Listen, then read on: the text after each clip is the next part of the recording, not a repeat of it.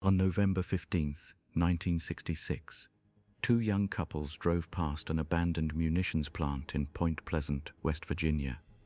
They saw something that would haunt them forever, a 7-foot winged creature with hypnotic red eyes. Point Pleasant was an ordinary town, population 5,600, known for nothing in particular. Steel mills, railroad yards, quiet streets where nothing unusual ever happened. But outside town lay the West Virginia Ordnance Works, a sprawling complex built during World War II to manufacture TNT.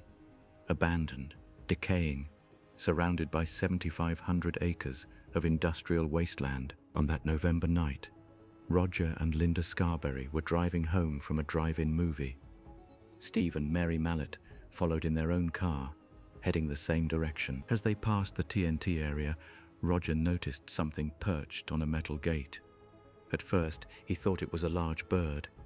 Then he realized the impossibility of what he was seeing. The creature was 7 feet tall, gray, humanoid, but its most horrifying feature were the eyes, 2 massive orbs that glowed an intense, hypnotic red, self-luminous, burning with an intelligence that was utterly inhuman. The creature spread its wings, not like a bird. These were vast, leathery appendages that extended from its body. Then it launched itself into the air and began moving toward the car. Roger floored the accelerator. The speedometer climbed to 90 miles per hour, then nearly 100. Behind them, the creature moved with impossible speed, keeping pace effortlessly. The couples were screaming. Roger gripped the steering wheel. Linda pressed against the passenger door. Behind them, those red eyes never wavered, never blinked, tracking their vehicle with predatory precision. The creature chased them for 10 miles. 10 miles of pure terror, accelerating through back roads, the pursuit relentless and inexplicable. Finally, as they entered the outskirts of Point Pleasant, it vanished. The couples drove directly to the Mason County Sheriff's Office. Deputy Millard Halstead heard the panic in their voices before he even saw their faces. They were shaking. Their hands trembled. They described an impossible entity. Deputy Halstead made a decision. He decided to believe them. He drove back to the TNT area with Roger Scarberry to investigate. What they found was nothing. No tracks, no evidence, only silence and darkness. But Deputy Halstead believed what the couples had reported. That belief would soon prove justified, because what arrived in Point Pleasant on November 15th, 1966, was far from finished. It was only the beginning. Over the next 13 months, the creature would appear again and again. Witnesses numbered in the hundreds. The town would descend into hysteria, and a tragedy would occur that would forever link Point Pleasant to this inexplicable visitor. In the heart of Appalachia, where 2 rivers collide, lies a town cursed before it was born. Point Pleasant, population 4,500, a name that whispers of spirits and the restless dead. Its founding is steeped in blood and broken promises, dating back to 1774, when settlers pushed westward into Native American territory, ignorant of the ancient warnings that already haunted this land. On October 10th, 1774, the Battle of Point Pleasant erupted at the confluence of these rivers. Shawnee and Mingwa warriors, led by their war chief Cornstalk, engaged frontier militia in one of the bloodiest pre-Revolutionary War battles on record. Nearly 200 combatants fell that day. As Cornstalk watched his warriors fall to colonial rifles, he allegedly made a prophecy that would echo through 2 centuries of tragedy.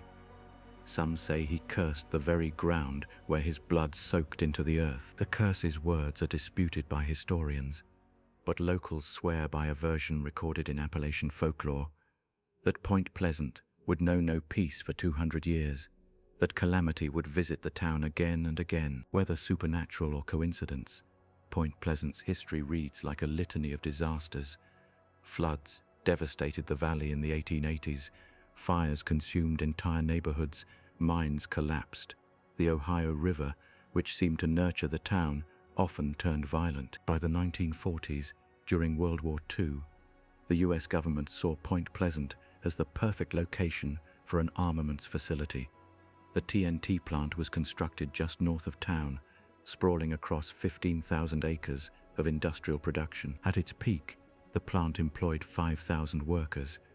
Mile after mile of bunkers stored explosives and munitions destined for European and Pacific theaters.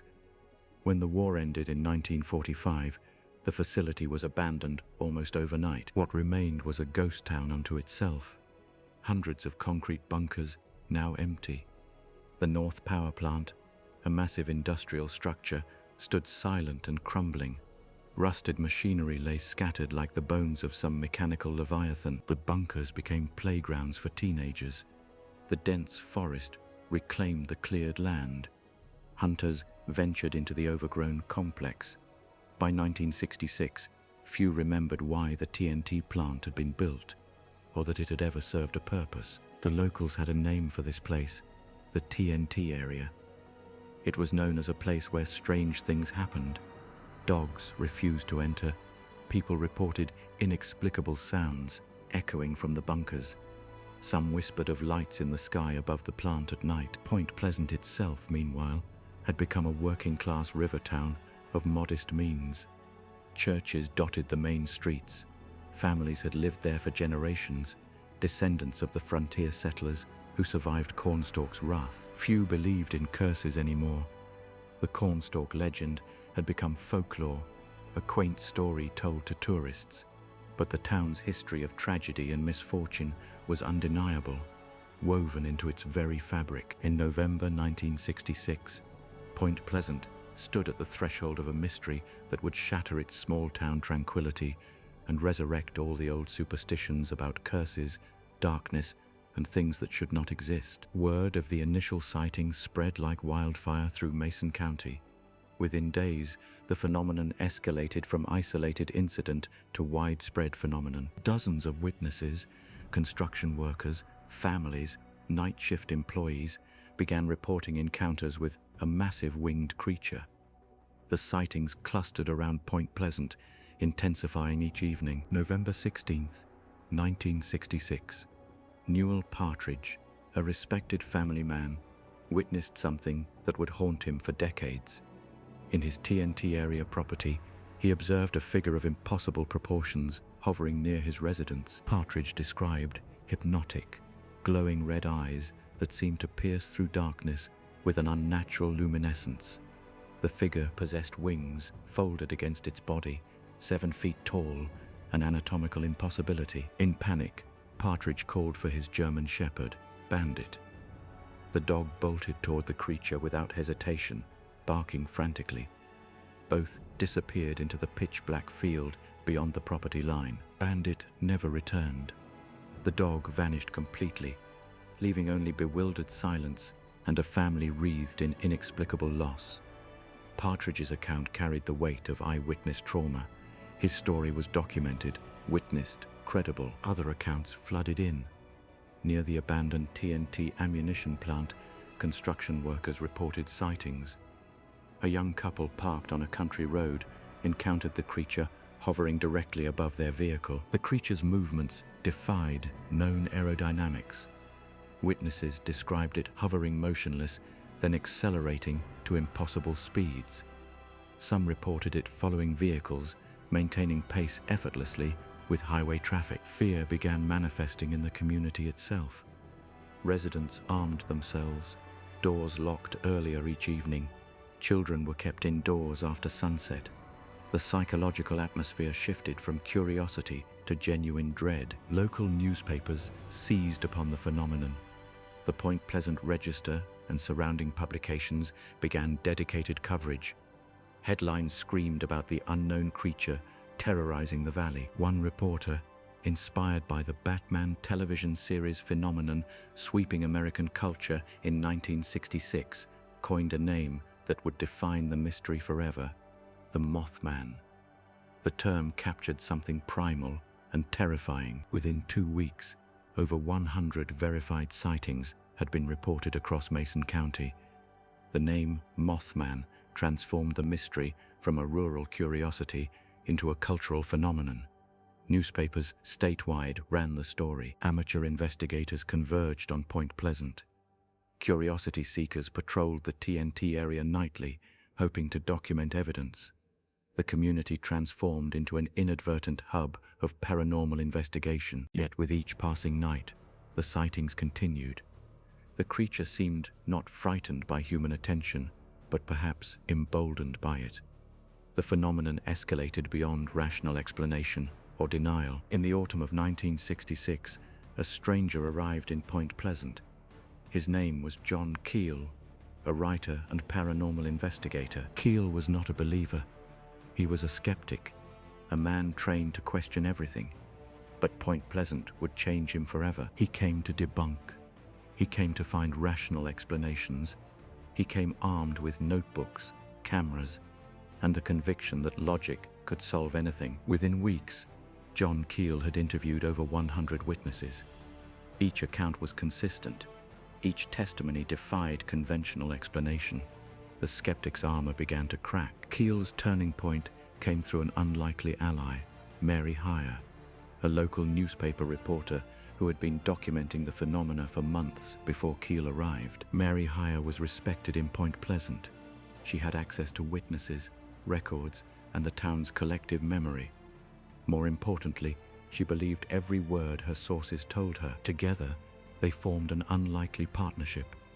Keel, the outsider skeptic; Hyre, the insider believer. Their collaboration would become the foundation for what many consider the definitive account of Point Pleasant. As Keel conducted his investigations, a disturbing pattern emerged. The sightings were not random. They followed a geographic pattern centered on specific locations around the town. Keel began to suspect that the Mothman was not acting alone. The entities, he theorized, were working in concert, a coordinated phenomenon, an intelligence directing events from behind the scenes. His interviews revealed accounts of electromagnetic interference, missing time, and strange symbols drawn in dust and soil, elements that went far beyond a simple cryptid sighting. Keel became convinced that Point Pleasant was ground zero for something far larger, a nexus point where parallel realities intersected, where the impossible became routine. His skepticism transformed into obsession. Late-night stakeouts, endless interviews, reading and rereading witness statements for hidden patterns. Keel was no longer investigating the mystery. He was being consumed by it. Those close to him noticed the change. His wife expressed concern. His colleagues questioned his judgment. But Keel pressed forward, driven by a conviction that bordered on compulsion. By December 1966, Keel had filled 17 notebooks with observations, sketches, and theories. Each page represented hours of investigation. Each entry deepened the mystery rather than solving it. The logical observer had become the obsessed chronicler. Keel's transformation was complete. He was no longer asking if the Mothman was real. He was asking what it wanted. In attempting to document the mystery, Keel had become part of it. His presence in Point Pleasant itself seemed to intensify the phenomena. Witnesses reported sightings coincided with his investigations. This raised an unsettling question. Was Keel investigating the Mothman, or was the Mothman investigating Keel? Had he come to Point Pleasant to find the truth, or had he been summoned here by forces he could not comprehend? They came in the darkness, silent, watching. The men in black, not aliens, not entirely human. Something else entirely was orchestrating terror in Point Pleasant. John Keel documented the impossible. Beginning in late 1966, witnesses reported visits from men dressed entirely in black. They appeared without warning at homes and businesses, asking cryptic questions about the sightings. These weren't government agents. Their behavior was far too strange, their knowledge too peculiar. Witnesses described them as mechanical, emotionless, their movements almost robotic. They asked about the creatures, about the sightings, but their questions seemed designed to provoke fear, not gather information. Who were they? What did they want? Those visited by the men in black experienced immediate electronic interference. Telephones malfunctioned, radio signals distorted, Televisions flickered with unexplained static and strange patterns. Journalist Ruth Scarberry, one of the original witnesses, received a visit. She described the man as having a blank expression, his skin waxy and pale. He moved with unnatural precision. When he spoke, his voice was flat, monotone, almost synthesized. The questions he asked made no sense. "Do you see it now? Can you describe its appearance?" Over and over. After they left, the consequences were severe. Witnesses reported missing time, inexplicable headaches, and an overwhelming sense of being watched. Some experienced temporary paralysis. Keel investigated each visit meticulously. He found no logical explanation. The men arrived from nowhere. They vanished without trace. Security guards reported seeing no vehicles, no evidence of their arrival or departure. The paranoia became suffocating. Witnesses trusted no one. Strangers at the door became potential threats. Telephone calls felt like invasions. The town was infected with fear. Some theorists suggested government surveillance, but the behavior was wrong. Too intentional, too coordinated, too deliberate in its psychological impact on the community. One particularly disturbing account. A visitor to Keel mentioned a man in black standing outside his car at a red light. When traffic cleared, the man had vanished. The car doors were locked. Electronic devices failed around them. Cameras wouldn't function. Tape recorders produced only static. Even Keel himself experienced equipment malfunction during investigations, as if some force actively resisted documentation. The pattern was unmistakable. These entities, whatever they were, possessed technology or capabilities beyond human understanding. They could move undetected. They could disable electronics at will. Were they monitoring the town, tracking the witnesses, controlling the narrative? John Keel began to suspect something larger was happening. A coordinated presence operating beneath human reality. The men in black were never captured, never identified. They simply appeared, created terror, and disappeared into the night, leaving only questions and damaged minds in their wake. By 1967, the visits had stopped, but the fear remained. The community was fundamentally changed, and the question lingered. What were they searching for? What were they protecting? The men in black remained one of Point Pleasant's darkest secrets, evidence that something beyond our understanding had infiltrated reality itself. In the winter of 1966, reality began to fracture. Messages arrived from nowhere. Voices spoke of catastrophe. Woodrow Derenberger, a traveling salesman from West Virginia, reported the first encounter. A figure appeared near his car on Route 77. The entity called itself Indrid Cold. It smiled. That smile would haunt Derenberger for the rest of his life. Indrid Cold returned, multiple times, always smiling, always delivering cryptic warnings about events yet to unfold. John Keel, the UFO researcher documenting these events, began receiving phone calls. Voices spoke directly to him. They knew things they shouldn't know. The calls came at odd hours. The voices were mechanical, yet somehow conscious. They predicted disasters with uncanny precision. Messages warned of plane crashes before they happened. Bridge collapses appeared in their predictions. The voices spoke of a greater calamity approaching. Keel documented everything. The pattern was undeniable. The warnings grew more specific, more desperate.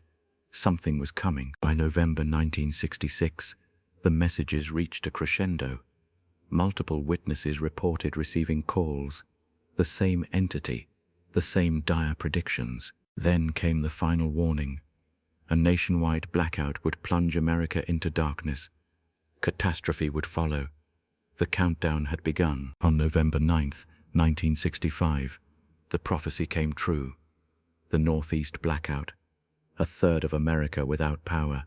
Millions in darkness. But the entity's warnings continued. It wasn't finished. More messages arrived. More predictions. The smiling man's work was far from over. Reality had fractured completely. The boundary between the ordinary and the impossible had dissolved.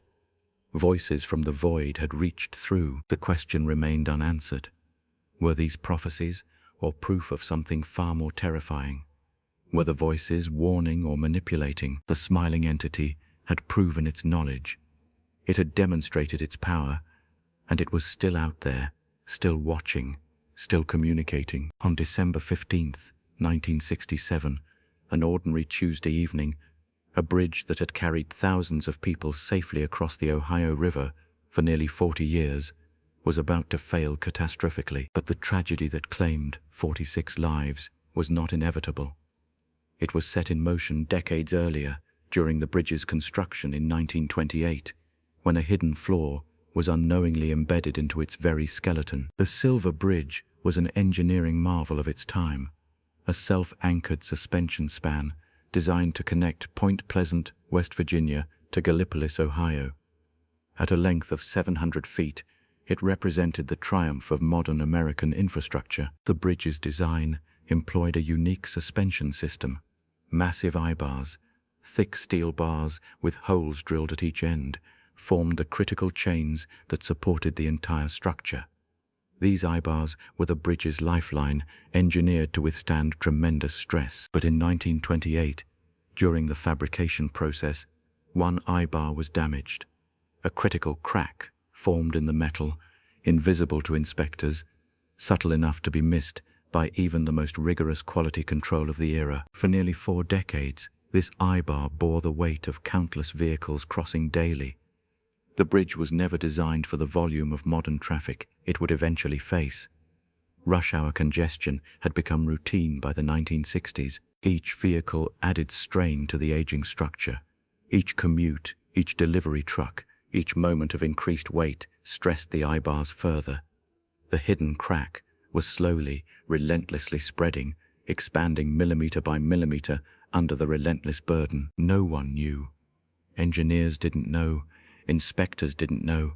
The thousands of people who crossed that bridge every single day had no idea they were walking on borrowed time, that their safety depended on metal that was quietly failing. The bridge's original design capacity was estimated at 15,000 vehicles daily. By December 1967, it routinely handled nearly twice that volume. The structure was being systematically overloaded, pushed beyond its engineered limits. Meanwhile, winter was approaching. Cold temperatures caused metal to contract.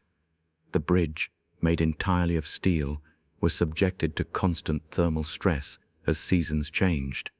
The crack was still propagating, still spreading, growing imperceptibly but inevitably. By 1967, the eye-bar that had cracked 39 years earlier was no longer simply cracked. Under metallurgical scrutiny, it would later be revealed to have fractured into multiple segments, held together by increasingly tenuous connection points and sheer friction. The bridge carried more than traffic. It carried the routines of families, factory workers heading to the steel mills, mothers picking up children from school, teenagers on their way to evening jobs. It carried ordinary American lives in the balance. The Silver Bridge was about to become a monument to a terrible lesson: that progress and safety are not guaranteed partners, that engineering marvels require constant vigilance, that one invisible flaw can doom thousands. On this December evening, as thousands of people drove across the Silver Bridge during their evening commute, none could know that they were participating in the final moments before catastrophe. The bridge was holding on by a thread, literally by the remaining strength of damaged metal. December 15th, 1967, 5:47 p.m. A bridge collapses into darkness. Rush hour, commuters heading home, families preparing for Christmas. Nobody knows the next 60 seconds will change everything. The Silver Bridge, completed in 1928, was a marvel of engineering. An eye-bar suspension bridge carrying thousands daily across the Ohio River. It was never designed to fail, but metal fatigues, metal breaks. And on this December evening, one critical eye-bar in the suspension chain fractured under the weight of 46 lives. The bridge did not fall slowly. Witnesses reported hearing a sound like thunder, a deafening crack that echoed across the river valley. Then, in seconds, the entire span collapsed. 31 vehicles plunged into the freezing Ohio River. Cars twisted and crushed under tons of falling steel, water erupting upward, and then darkness. Robert Sharin was driving across the bridge. He felt the structure shift beneath him. His car lurched forward. He braced for impact. The river swallowed him whole. Sharin escaped. He crawled out of his sinking vehicle. The water was 38 degrees, his lungs screaming as icy cold consumed him.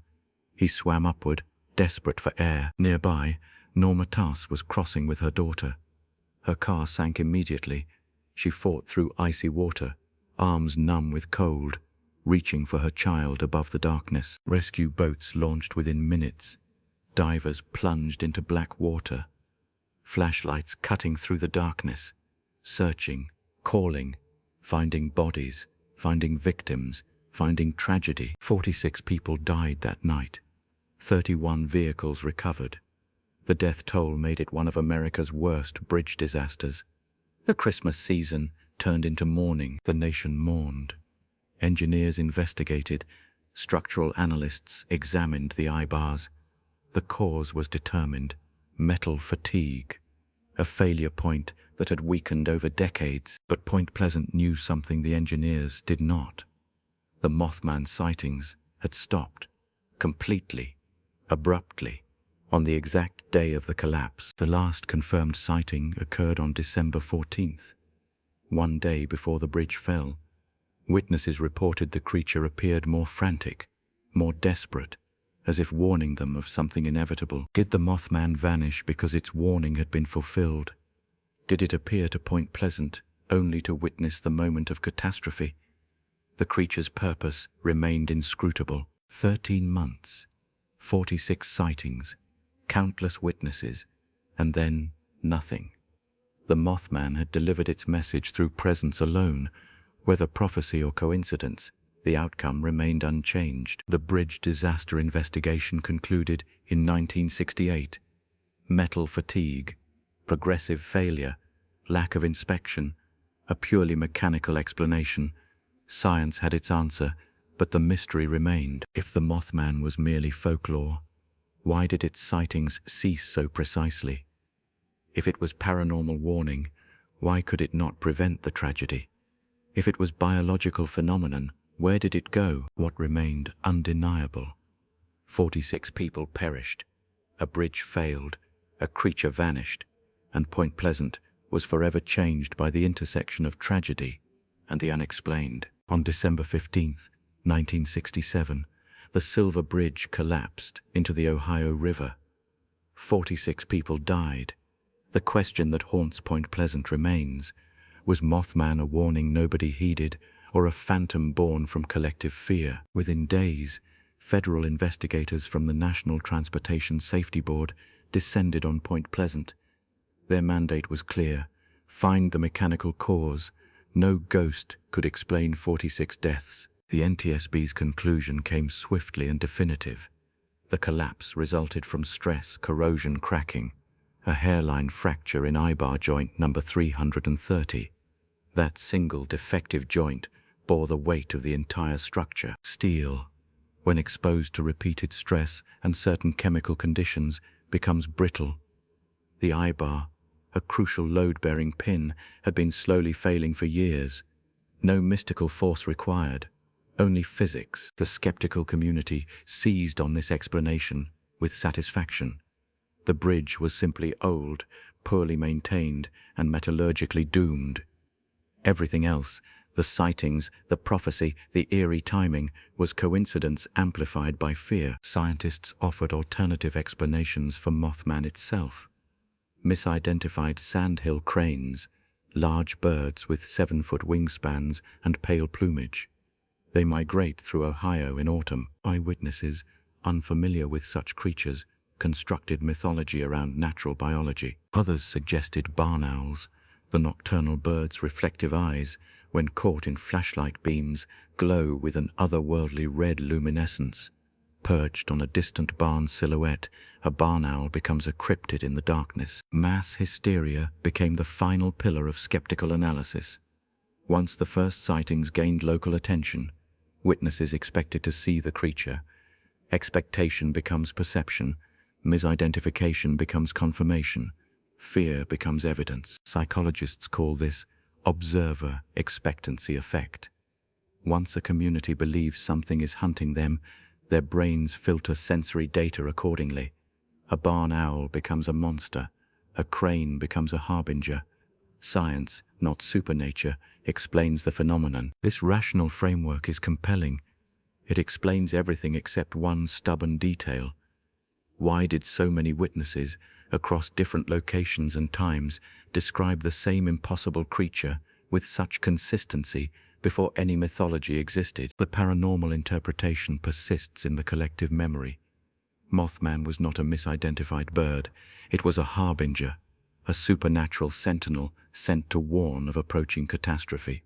The creature's appearance preceded the bridge collapse by 13 months. In folklore across cultures, such entities appear before disasters.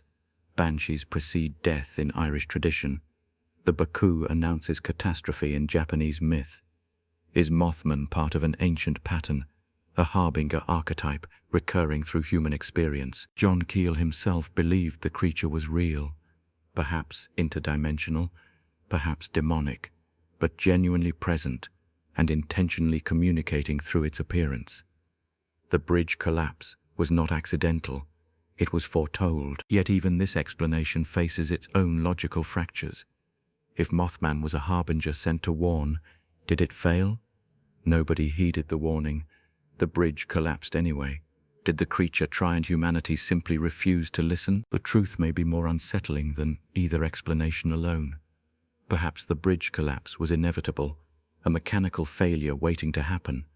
And perhaps, in the quantum strange margins of reality, something genuine did manifest to warn of it, both real simultaneously. Decades later, Point Pleasant remains a town haunted not by Mothman, but by unanswered questions.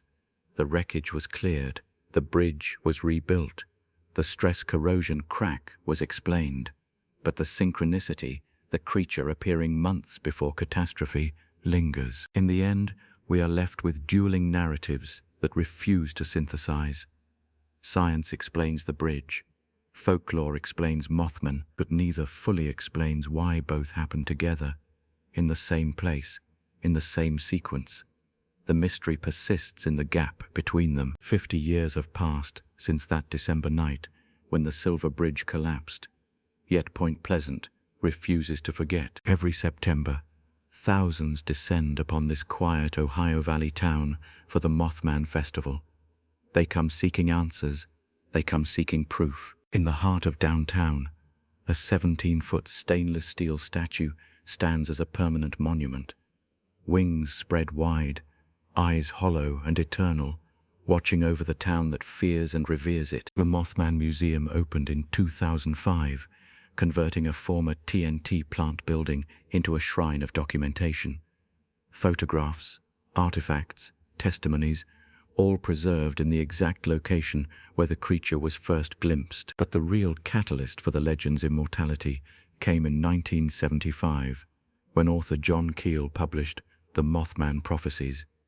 He compiled witness statements, investigated the bridge collapse connection, and posed a haunting question. Was the Mothman a harbinger? Did its presence signal the coming disaster? Keel suggested something far more unsettling, that the creature existed outside normal physical laws, belonging to a realm we barely comprehend. In 2002, Hollywood brought Keel's vision to the screen. Director Mark Pellington's The Mothman Prophecies transformed local folklore into a psychological thriller that captivated millions worldwide. The film wasn't historically accurate, yet it accomplished something profound.